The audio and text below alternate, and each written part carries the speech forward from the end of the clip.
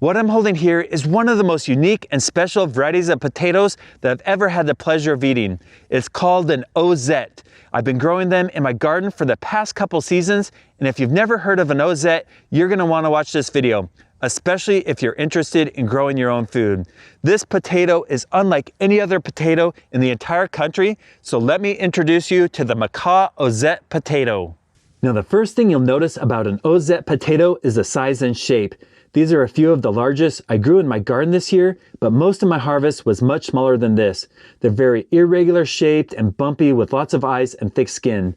The flavor of the Ozette potato is incredible. It's unlike any other potato I've tasted. It's very rich and creamy. It's naturally nutty flavored. They're good baked and boiled, but by far my favorite way to eat Ozettes are roasted. Roasted Ozette potatoes are a family favorite.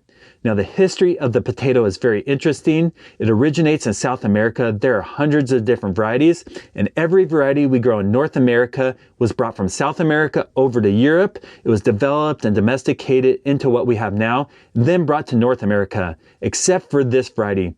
This is the only North American variety that was brought directly from South America to North America, and it's been kept by Native Americans for several hundred years.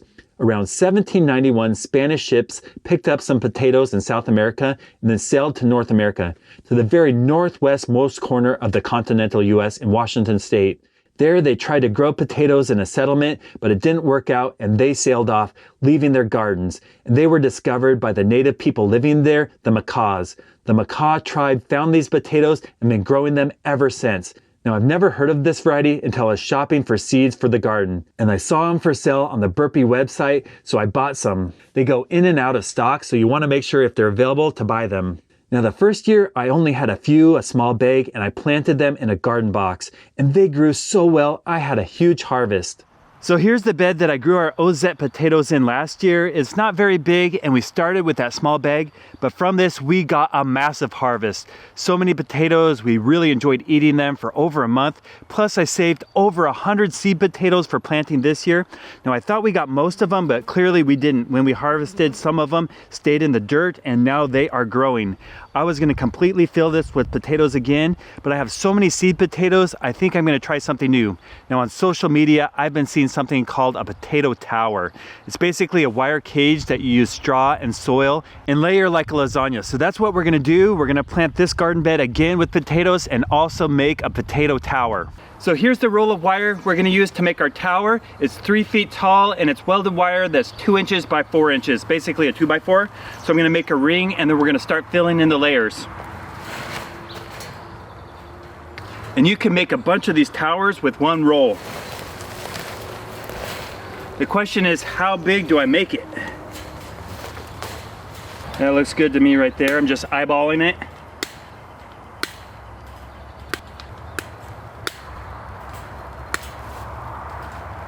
Okay, this looks good. I'm gonna go ahead and wire this end together to make the ring, and then we'll start filling it in.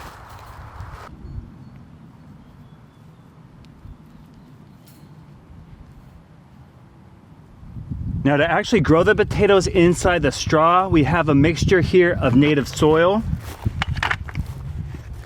I've added some sandy loam. That will keep the soil loose and let the potatoes really grow through it without getting compacted. Also some coconut coir and just some rough compost. This is about a month old, just to add organic matter. We'll make sure to mix that up really well, and then we can start planting our potatoes.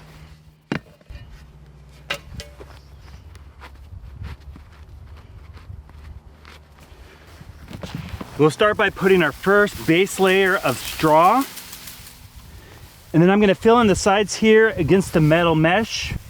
Then we'll add our soil mix in the center. And with that soil down, we can add our first layer of seed potatoes. We'll add them fairly close to the edge, that way the sprouts have a chance to grow through the straw. Okay, with them all the way around, we're gonna add some more soil on top and then make another layer with the straw.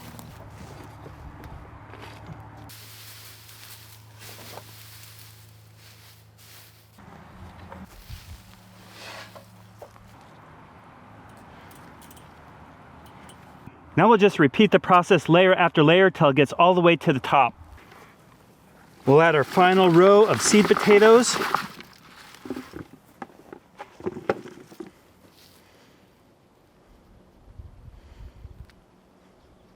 That should be well planted, and it's a good way to use these tiny potatoes that we really couldn't eat.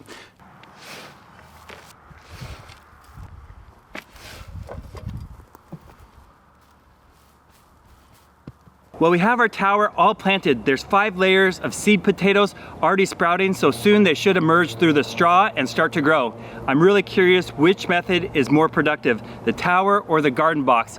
Last year in this garden box, I had a huge harvest. I'm gonna go ahead and plant this as well, and we'll do a side-by-side comparison at the end of the season. For all these potatoes that overwintered in our box, I'm gonna add some more straw, compost, and soil, build up this, and also add some more seed potatoes intermixed with these leftovers, and that way we'll get a huge harvest. The first step is I'm gonna put down a layer of straw.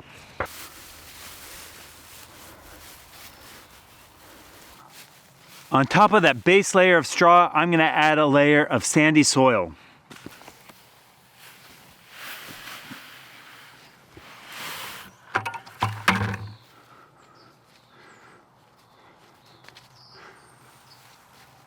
Then on top of the sand, I'm gonna mix in some pretty fresh, half composted organic material.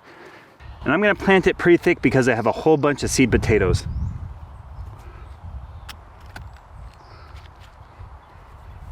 And then I'll just top those off with another layer of sandy soil. As these grow and the soil settles, we'll add more layers and keep building it up, and we should have a massive potato harvest. Well, it didn't take long to see potato sprouts growing through the straw in the tower, and later in the summer, there were stems and leaves growing everywhere. I couldn't even see the wire, and our garden box was also exploding with growth. Well, it's now November, and it's time to harvest our Ozette potatoes. I'm really curious which method produced more potatoes, the tower or the garden box. Last year in the garden box, we got a ton of potatoes, and I'm really curious if this is just as productive. So I'm gonna start digging this up, place all the potatoes in the bin. We'll keep the harvest separate. We're gonna weigh them and see which method is more productive. This will be a simple process. Any of the dirt or compost goes in the wheelbarrow, and the potatoes we're gonna move to the bin. This one has some green ones and some dark ones. We'll use the green ones for seed potatoes. But for now, we're just gonna separate everything. And with that sandy soil, these will be easy to wash off. I am finding these small potatoes everywhere. Here's just a small sample of some of our potatoes. They're not big, but these are delicious.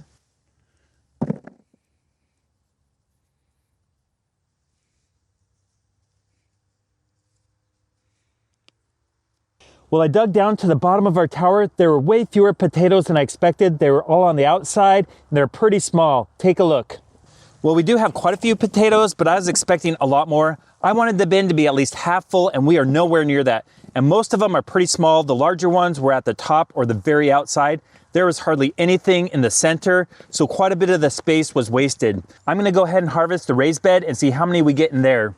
These seem to die out a lot less. They're still mostly alive, and I can see all of these right at the bottom here.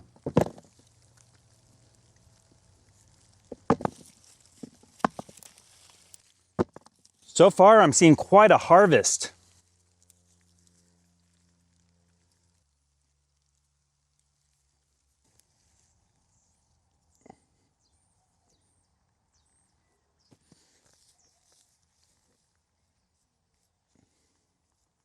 Well, I've gone through and got most of the larger potatoes, and there's quite a few of these tiny ones, some of them as small as a pea, others a marble, and these will regrow next year. I don't have to do any planting. I don't even have to think about it. I just covered these with some mulch, and they'll pop up in the late spring, and year after year, they produce a crop. All I have to do is water them, some weeding, but really they take care of themselves.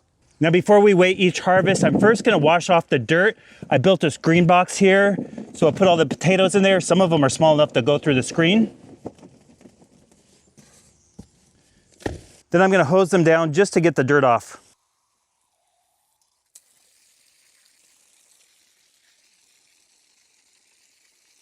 With our tower harvest all washed off, now we're gonna do the raised bed. spoiler alert, there is way more in this one.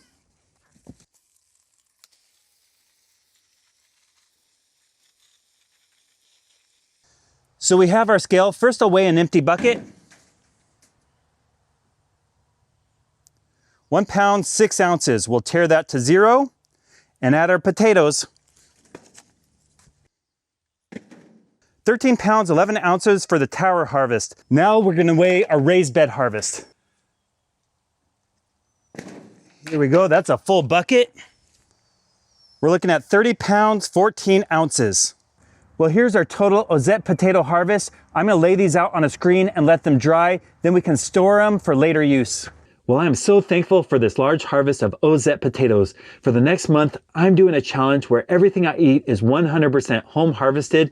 These are gonna be a big part of my meal. If you're not growing Ozette potatoes, you're gonna wanna try it next year. Order them now before they sell out. Hopefully you enjoy seeing this video. If you have any comments, leave them down below. And pretty soon, I'm gonna be doing a 30-day challenge where 100% of the food I eat every single day is homegrown. I'm gonna post a video every single day, 30 videos. So hopefully you enjoy that. That's gonna start January 1st. Thank you so much for watching.